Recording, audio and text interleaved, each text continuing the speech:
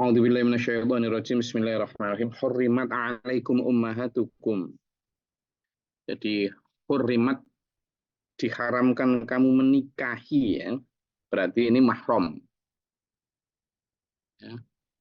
Orang yang diharamkan untuk dinikahi. Di posisinya ini adalah kepada laki-laki. Nanti ini imbasnya banyak ya. Imbasnya termasuk dalam hal pergaulan, tidak hanya dalam pernikahan, tapi dalam banyak ekses hukum.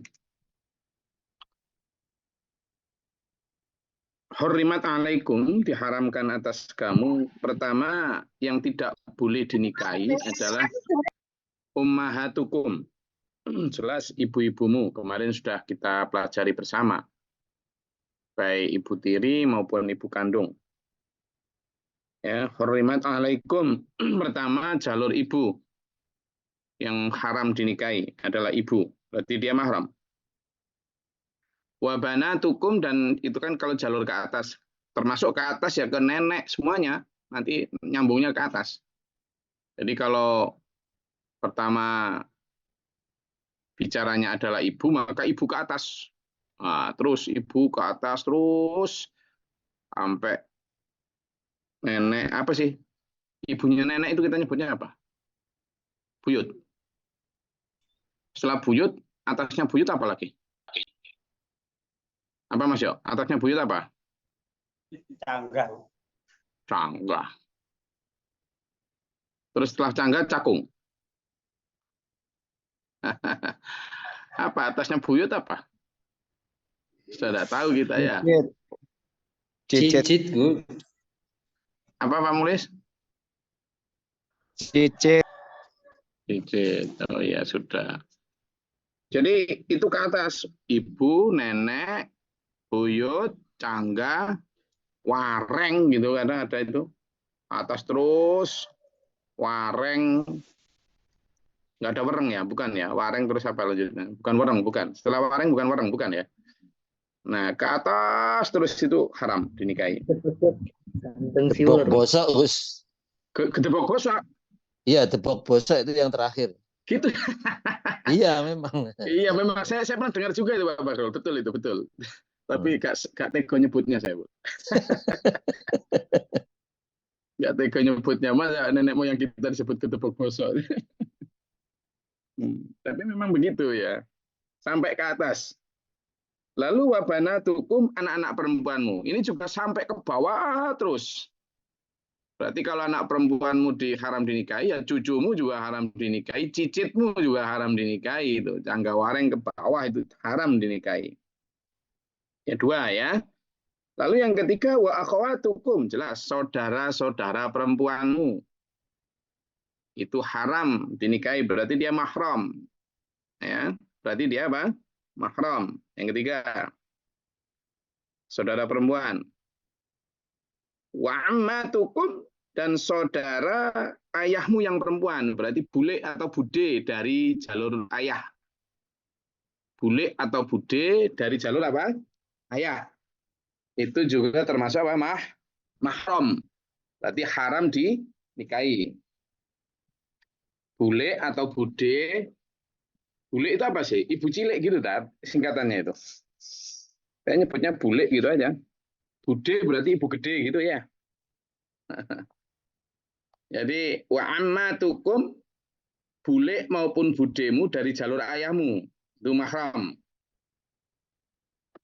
Kemudian wa khalatukum, bule maupun bude dari jalur ibumu. Jadi saudara perempuan dari ibu kandungmu. Itu termasuk mahram. Artinya haram dinikahi. Ya, itu yang keenam. Lalu wabanatul akhi, anak perempuan dari saudara laki-lakimu, ponakanmu dari jalur saudara laki-laki, wabanatul akhi, ponakan perempuanmu dari saudara laki-lakimu, itu mahram, ya ponakanmu. Lalu wabanatul ukhti, Ponakan perempuanmu dari saudara perempuanmu itu juga mahram. Haram dinikahi. Ya, sudah ke-8 tadi. Wa ummahatukumul lati arda'nakum. Dan juga ibu yang pernah menyusui kamu. Di perempuan lain yang nggak ada hubungannya sekalipun, tapi dia pernah menyusui kamu waktu kecil, maka dia mahram. Mahram karena rodho'ah istilahnya. Mahram karena rodho'ah atau sepersusuan. Jadi ibu sepersusuan, ibu yang meskipun wanita itu dulunya tidak ada hubungan apa-apa tuh. Tapi kalau dia pernah menyusui sampean, maka dia menjadi mahram. Ya, dia menjadi apa? Mahram. Wa akhawatukum minar radha'ati. Yang selanjutnya yang 10 adalah saudara perempuan dari sepersusuan. Jadi misalnya Pak Ijo pernah waktu kecil disusui oleh Pak Ijem. Nah, Pak Ijem ini punya anak Pak Giem. Maka antara Pak Ijo ini meskipun nggak ada hubungan apa-apa dulunya, tapi kalau pernah disusui oleh ibu yang sama, maka itu namanya saudara sepersusuan. Dia mahram, haram dinikahi. Clear ya? Jadi ini wa akhawatukum minar radha'ati. Saudara-saudara sepersusuanmu. Nah, selanjutnya wa ummahatu nisaikum. Ibu-ibu mertuamu. Jadi sampean menikahi seorang perempuan, maka ibu mertuamu menjadi apa? Mahram, haram dinikahi. Ya, ibu mertuamu menjadi apa? Orang yang haram dinikahi. Yang ke-11, waroba ibukumul lati fi hujurikum min nisaikum allati dakhaltum bihinna. Ini begini. Jadi kalau sampean menikah dengan seseorang perempuan yang dia bawa anak perempuan. Jadi sampean menikahi janda, apa? The janda. The janda punya anak perempuan. Maka ini yang dimaksud. Anak perempuan dari istrimu yang berada dalam pemeliharaanmu. Tapi yang kamu sudah dukhul. Dukhul itu bersetubuh atau mencampuri istrimu. Maka itu menjadi mahram. Beda nanti. Ya, kenapa? Fa'ilam takunu dakhaltum bihinna fala junaha alaikum. Tapi gini, ini hati-hati ya. Sampean sudah menikah dengan si Pak Ijem tadi. Pak Ijem ini punya anak perempuan. Tapi sampean ketika menikah itu belum sempat bercampur, belum sempat menggauli, terus cerai. Maka anaknya Pak Ijem ini tidak mahram. Tidak mahram. Artinya boleh dinikahi. Karena apa? Belum sempat dakhaltum bihinna. Tapi kalau sudah sempat dakhaltum bihinna, sudah sempat bersetubuh atau menggauli, maka anaknya si Pak Ijem ini otomatis menjadi mahram, artinya haram sampean nikahi. Beda ya, meskipun sudah sama-sama pernah dinikahi. Antara dakhaltum bihinna atau lam dakhaltum bihinna. Jelas ya? Wahalailu abnaikum. Selanjutnya yang berapa? Ke-11 sampai 12 tadi.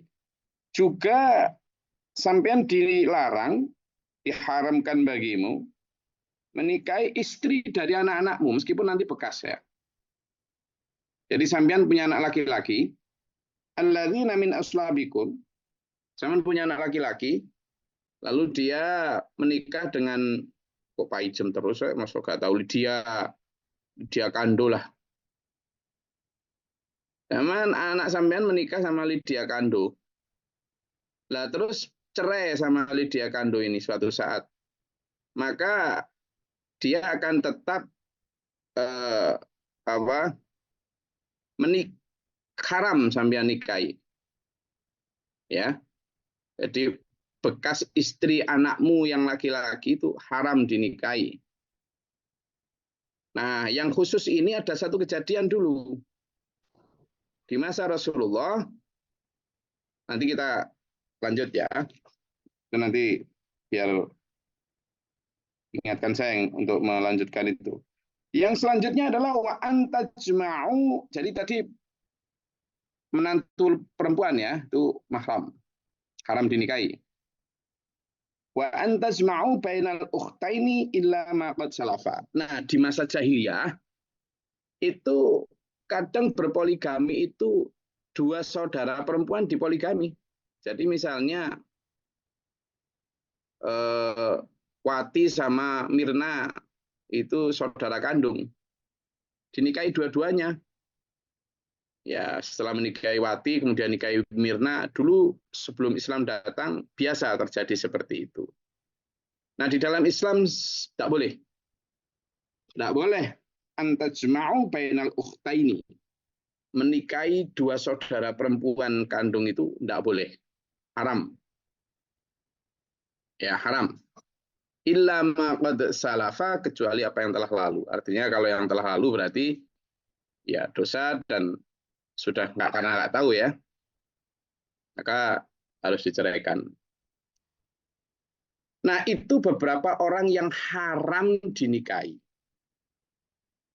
Innallaha kana ghafurur rahima. Sungguhnya Allah Maha Pengampun lagi Maha Penyayang. Nah, terkait anak perempuan atau menantu perempuan, dulu pernah terjadi di masa Rasulullah. Rasulullah itu punya anak angkat, namanya Zaid. Nah, punya istri namanya Zainab. Zaid sama Zainab menikah tapi kemudian bercerai. Lalu Rasulullah melamar Zainab. Bahkan yang diperintah melamar siapa? Zaid. Untuk Rasulullah. Nah, pada saat itu fitnah luar biasa. Mengatakan Rasulullah menikahi anak kandungnya sendiri. Bekas istri dari anaknya. Padahal Rasulullah itu diperintah Allah. Waktu itu segmen hukumnya beda. Islam mengharamkan adopsi. Islam mengharamkan adopsi. Maka untuk menegaskan keharaman dari adopsi, Rasulullah diperintah untuk menikahi bekas istri dari anak angkat itu untuk menyatakan bahwa anak angkat itu tidak ada hubungan apa-apa, bukan anak. Sehingga bekas istri dari anak angkat itu sah-sah saja dinikahi. Beda kalau dia anak kandung, maka tidak boleh dinikahi. Nah itu. Jadi konteksnya adalah Rasulullah bukan saking maniak seks atau kemudian Rasulullah itu saking sangat senangnya seperti yang difitnahkan oleh orang-orang itu bahwa senang menikah, gemar menikah. Enggak. Rasulullah setiap kali seperti itu adalah ada tujuan hukumnya. Nah, yang dimaksud saat itu adalah Rasulullah untuk menghilangkan kepercayaan jahiliyah, tradisi-tradisi saat itu bahwa anak angkat itu sama dengan anak kandung. Nah, itu yang tidak boleh, tidak ada itu. Maka saat itu Rasulullah kemudian menikahi Zainab. Dalam konteks itu, untuk memastikan Rasulullah sendiri sangat berat. Kalau secara ini, Rasulullah juga berpikir dong, tetapi waktu itu diperintah Allah untuk menjadi semacam martir untuk tegaknya hukum Islam. Bahwa adopsi itu tidak berimplikasi hukum apapun kepada orang yang mengadopsi. Lalu gimana? Boleh nggak? Nanti akan kita bahas ada di ayat selanjutnya. Kalau sekedar memelihara boleh. memelihara anak orang siapa boleh, tapi harus tahu konsekuensi hukumnya. Ketika nanti besar dia nggak mahram sampean loh ya. Kalau dia anak laki-laki maka ketika besar nggak mahram sama ibunya tuh, nggak boleh. Bonceng bareng apa nggak boleh, salaman apa nggak boleh. Demikian pula kalau anaknya perempuan dia nggak mahram sama bapak angkatnya tuh. Nanti dipikir sama mahram, kemudian boleh berdua apa nggak boleh. Dia bukan apa-apanya ya. Begitu. Nah, itu yang bisa kita petik dari ayat ini. Dan monggo, kalau ini pasti nanti akan banyak pertanyaan, tapi saya rasa bagus juga nanti untuk kita diskusikan bagaimana sebuah mahram itu bisa membuat kita lebih paham tentang jalur-jalur yang tidak boleh dinikahi siapa, boleh dinikahi siapa.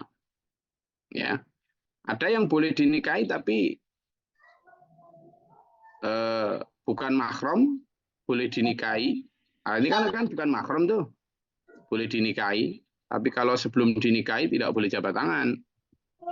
Ada yang mahram, tidak boleh dinikahi, tapi boleh jabat tangan. Nah, kayak gitu. Nah, nanti yang kita akan pahami bersama. Ngantuk? Belum waktu. Belum, Gus. Silakan. Pak. Assalamualaikum.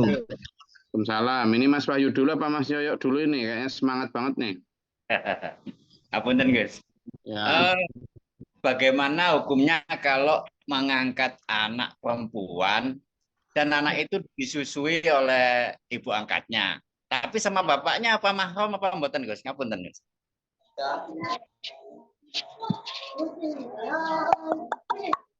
Jadi kalau dia sudah dinikahi oleh bapaknya dan dia sudah dukhul, tadi takholtum tadi, maka otomatis mahram, nggak boleh dinikahi.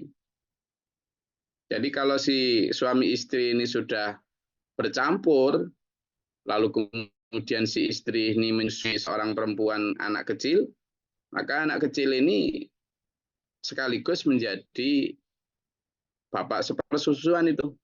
Tidak haram dinikahi itu. Mahram. Gitu Mas Wahyu.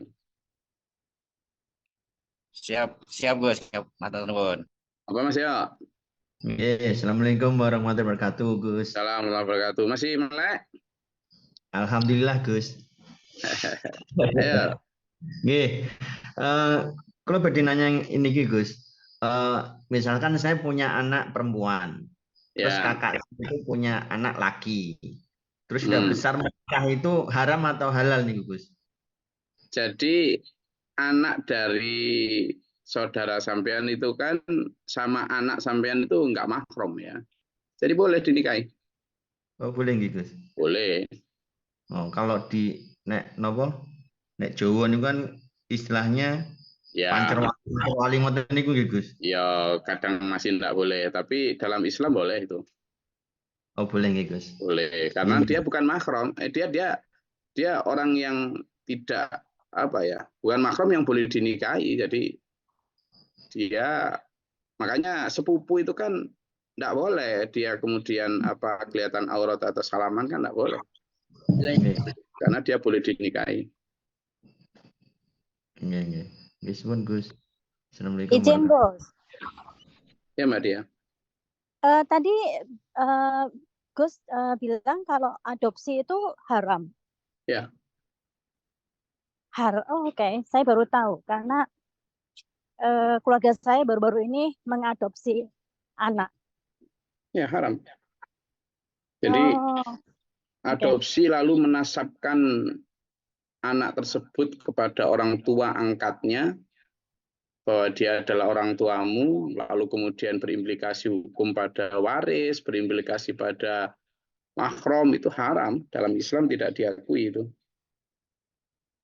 Kalau Jadi kalau soal warisan mungkin dia tahu, tapi soal adopsi ini sendiri bagaimana, Gus? Nanti kalau haram itu, bagaimana ya, dengan anak orang tua yang jadi tidak punya anak, kemudian mengadopsi anak supaya punya anak, kan gitu? monggo aja, silakan mengadopsi, tapi adopsi dalam konteks hanya memelihara, ya. Hanya memelihara, merawat dia sampai dewasa. Tetapi yang perlu diingat bahwa kenapa adopsi itu haram dalam Islam? Adopsi itu kemudian biasanya manusia berimplikasi pada kemudian boleh melihat aurat, boleh berduaan, boleh ini. Padahal itu haram. Tidak boleh. Artinya kalau seorang suami istri mengadopsi anak perempuan, maka si anak perempuan ini kalau sudah balik, ini tidak boleh auratnya kelihatan sama si bapak ini. Demikian pula tidak boleh boncengan berdua atau salaman atau tidak boleh bersentuhan dan sebagainya. Karena ini anak adopsi dan harus diperjelas itu. Kemudian juga diperjelas bahwa dia tidak boleh menjadi wali pada saat nikah karena bukan bapaknya. Nah, yang paling tidak boleh dalam Islam itu adalah menasabkan jalur nasab si anak angkat ini kepada orang tua angkat. Misalnya kalau dia diadopsi sejak kecil, lalu di aktenya itu, akte kelahirannya itu ditulis si siapa, Lydia Kandu binti Roy. Padahal Roy ini bapak angkat, tidak boleh. Bolehnya adopsi itu tadi hanya itu, sekedar pemeliharaan dan harus diberitahu sejak awal bahwa dia adalah nasabnya kepada orang tua kandung aslinya. Yang kedua juga tidak berimplikasi hukum pada apapun, baik dalam hal hubungan antar perempuan dan laki-laki, dan juga dalam hal waris tidak berimplikasi apapun. Nah, itu yang harus dipahami. Jadi adopsi yang dibolehkan itu hanya sekedar menolong orang, merawat anak orang, tapi harus diketahui batas-batasan. Begitu, Budia. Nanti ada ayat sendiri yang akan bahas itu. Ada lagi? Ngapunten Gus, menyela. Kenapa kok menyela, Pak Budi? Saya nggak suka disela gitu, Pak Budi. Apa, Budi? Yang barusan disampaikan itu, kalau masalah akte kelahiran itu kan urusan hukum tata negara saja, Gus. Iya, tapi tetap tidak boleh. Jadi dalam Islam itu nasab itu begitu penting untuk diketahui sejak awal rootnya, akarnya. Maka nanti akan kita bahas ada. Jadi bagaimana kamu jangan memanggil anak-anak mereka itu dengan anak-anak bapak angkatnya. Ya. Jadi karena itu hanya ada di dalam lisanmu saja. Jadi benar-benar harus dinisbatkan kepada orang tua kandungnya. Itu. Sehingga kalimat itu harus benar-benar misalnya merawat anak orang, itu harus diberitahu bahwa dia binnya itu adalah bin bapak yang asli. Bukan bin bapak yang mengangkatnya. Itu tidak boleh itu. Coba Pak Budi dibuka di surat Al-Ahzab ayat 4 dan 5. Monggo. Surat Al-Ahzab ayat 4 dan 5.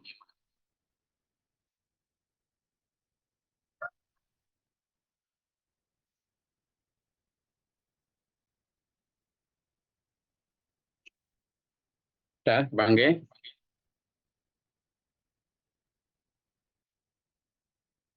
Temu Pak Budi? A'udzubillahi minasyaitonirrajim. Bismillahirrahmanirrahim. Al-Ahzab ayat 4. Allah tidak menjadikan bagi seseorang dua hati dalam rongganya, dan dia tidak menjadikan istri-istrimu yang kamu jihar itu sebagai ibumu, dan dia tidak menjadikan anak-anak angkatmu sebagai anak kandungmu sendiri. Yang demikian itu hanyalah perkataan di mulutmu saja. Allah mengatakan yang sebenarnya dan dia menunjukkan jalan yang benar. Ayat 5. Panggilan mereka anak angkat itu, saya ulang, panggillah mereka, anak angkat itu, dengan memakai nama bapak-bapak mereka. Itulah yang adil di sisi Allah. Dan jika kamu tidak mengetahui bapak mereka, maka panggillah mereka sebagai saudara-saudaramu seagama dan maula-maulamu. Dan tidak ada dosa atasmu jika kamu khilaf tentang itu. Tetapi yang ada dosanya, apa yang disengaja oleh hatimu. Allah Maha Pengampun, Maha Penyayang. Jelas Saudi Sadaqallahul ya. adzim. Jadi dilarang menyebutkan atau menisbatkan atau menuliskan seorang anak angkat itu bin bapak angkatnya. Tidak boleh. Itu jelas banget. Jadi panggillah mereka dengan bin itu bin bapak aslinya, bapak kandungnya. Kalaupun kamu menganggap itu bapak angkat sebagai itu hanyalah ucapan di mulutmu, kata Allah. Artinya itu tidak diakui secara hukum Islam.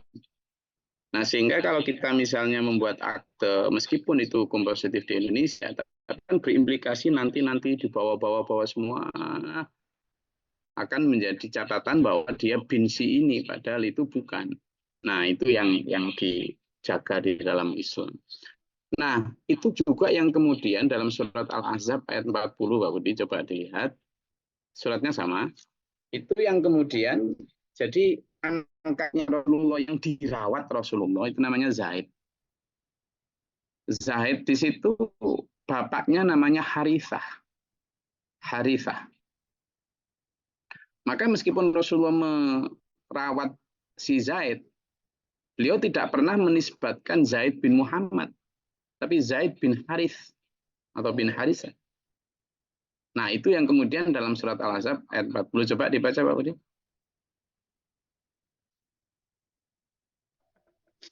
A'udzubillahi minasyaitonirrajim. Bismillahirrahmanirrahim. Al-Ahzab ayat 40. Muhammad itu bukanlah bapak dari seorang di antara kamu, tetapi dia adalah utusan Allah dan penutup para nabi. Dan Allah Maha mengetahui segala sesuatu. Sadaqallahul adzim. Itu jelas, Pak Budi ya. Jadi hukumnya adalah tidak boleh. Boleh sekedar merawat, nisbatkan kepada bin bapak yang angkat, itu tidak boleh. Yang boleh adalah tetap menisbatkan dia kepada bin bapak aslinya. Saya ingin menunjukkan satu gambar ya dulu ya.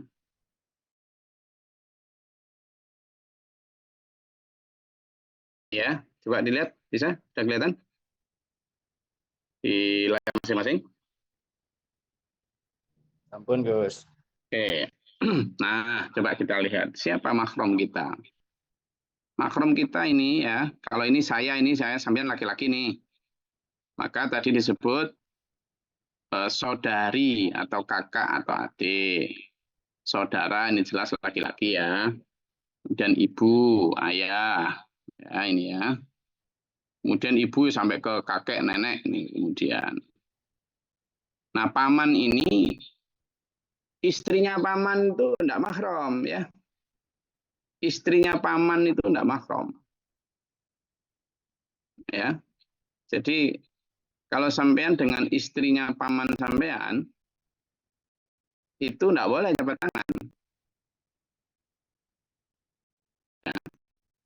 Kemudian apalagi dengan anaknya paman sampean yang perempuan. Ini kan namanya sepupu. Demikian pula anaknya bibi. Kalau sampean laki-laki, ini enggak. Kan sepupu nih, enggak boleh. Nah, kalau dari jalur ayah juga begitu. Anaknya bibi yang perempuan, enggak boleh sampean bersalaman, karena dia boleh dinikahi itu.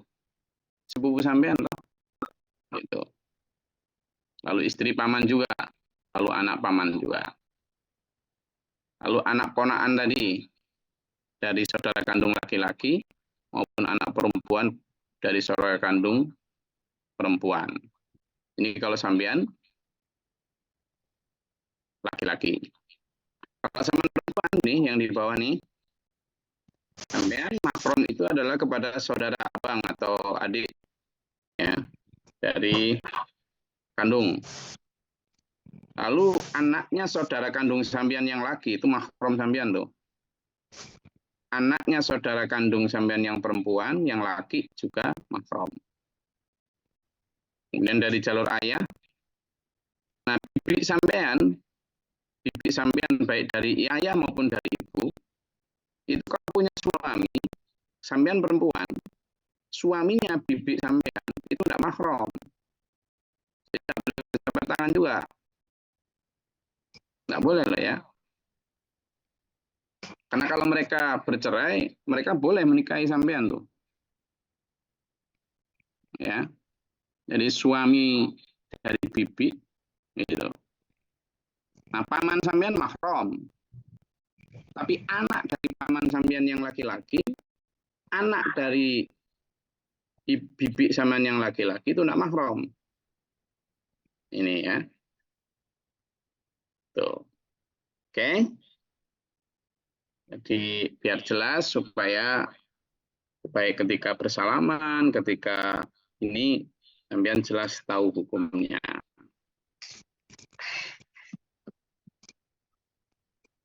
Jelas ya? Oke. Enggak, kalau ada yang mau ditanyakan lagi silakan. Izin Gus. Oke. Ini lain Gus. Assalamualaikum warahmatullahi wabarakatuh. Tentang Salam. itu, tentang sebutan seandainya orang sudah bersuami gitu ya. Kadang disebutkan seandainya saya lah Gus Jarwo. Nul di Jarwo. Itu gimana Gus? Jangan saya ibaratnya kan ben bapak saya gitu. Gimana Gus? Ya, kalau Bu Jarwo sih, itu kan sebutan ketika masih menjadi suami istri ya. Itu enggak apa-apa, bukan dinisbahkan kepada bintinya kan itu. Bu Jarwo itu kan sebutan kita di Indonesia bahwa dia istrinya Pak Jarwo. Gitu. Cuma Mbak Rida maupun Mbak Erna nggak ada yang nyebut Bu Glory. Nggak tahu itu kenapa. Tapi dulu ibu saya, Bu Masrifah itu sering disebut Bu Mukhtar. Kalau di kabupaten oleh para Bu Bupati dan lain sebagainya gitu.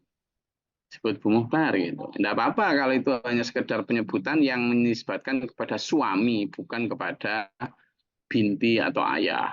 Jadi dia kan bukan disebut sebagai ini. Tapi dulu sering begini, misalnya saya punya anak Mbak Argane gitu ya. Nah, saya itu disebut Pak Negane gitu. Gitu. Dulu Nabi Muhammad SAW juga disebut gitu. Nabi Muhammad namanya Muhammad SAW. Tapi disebut kadang Abul Qasim. Abul Qasim. Jadi bapaknya Qasim karena dia pernah punya anak laki-laki namanya Qasim. Gitu. Nah, sehingga itu oke, tidak apa-apa. Asalkan tidak penyebutan kepada ayah ya. Ada lagi? Bu Lirin mau tanya sesuatu? Oke. Saya rasa itu yang bisa kita pelajari pada pagi hari ini. Alhamdulillah. Semoga dengan mengetahui hukum-hukum Allah ini, kita makin tahu bagaimana kita menjalani hidup ini berdasarkan hukum Allah ya, bukan berdasarkan biasanya nang masyarakat ini, bukan gitu, tapi berdasarkan hukum Allah. Sampean tahu dasar hukumnya, sampean tak tunjukkan jelas ayatnya, suratnya, jelas terang, dan tidak perlu ada tafsir yang banyak-banyak, sehingga kita bisa langsung mengunyah dan menelannya untuk kita amalkan. Saya rasa itu kajian kita pada pagi hari ini. Mudah-mudahan bermanfaat, berfaedah. Allah merahmati kita, mengampuni dosa kita, melindungi kita dari serangan dajjal dan menyelamatkan kita dunia akhirat kita di dunia wal akhirah wa husnul khatimah. Amin. Allahumma shalli wa sallim barik alaihi. Allahumma ighfir lil mu'minin wal muslimat wal muslimat. Allahumma atina fi man hadait wa afina fi man afait. وتولنا فيمن توليت وبارك لنا فيما أعطيت وقنا الشر ما قضيت فإنك تقضي ولا يقضى عليك وإنه لا يذل تبارك ربنا وتعالى لك الحمد لله ما قضيت استغفرك وأتوب إليك Allahumma da'fana al-bala wal wabaa wa da'na Rabbana wa la taj'alna fi qawmin dhalimin Allahumma arfa' darajatana fi dunya. Rabbana man faktubna ma'a syahidin Rabbana la tuzigh qulubana ba'da idh hadaytana wa hab lana min ladunka Rabbana ij'alna muslimina laka wa mughfiratan wa muslimin laka wa arina naskana rabbana Rabbana atina fid dunya hasanah wa fil akhirati hasanah wa qina adzabannar wa qina adzaban sama rahmat Allahumma anzil 'alaina rahmatan min rahmatik Rabbi fili wa la akhi wa la wajhati wa la dirati wa la sakhi wa la khita Fana rabbika rabbil izzati amma yasifun salamun alamin. Assalamualaikum warahmatullahi wabarakatuh. Waalaikumsalam warahmatullahi wabarakatuh. Bismillahirrahmanirrahim. Bil Qur'an